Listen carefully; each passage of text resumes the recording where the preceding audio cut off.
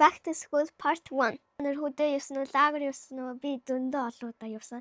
Эсэ хамт арчилцгаая. Бажаараа манай энэ болгийн үетэй бичлэг. Та нар энэ бүтээгдэхүүнийг санаж байна уу? Woke up from a dream. Энэ бол намны тос.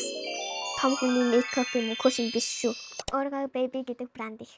Одоо бэлгээ хамтдаа задлцгаая. Мөхтэй бас эрэгтэй хүүхдүүд хэрэглэж болно. Онц сураараа хөрхөн маргатаа гитсэн байсан.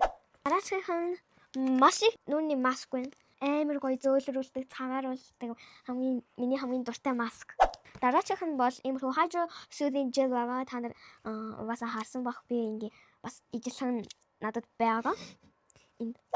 Иймэрхүү шүдний байгаа ингээ насны юу байгаа. Би дөө хэрэглэдэг, энийг би хэрэглэдэг. Дараачих нь бол иймэрхүү pure sunscreen remover байгаа.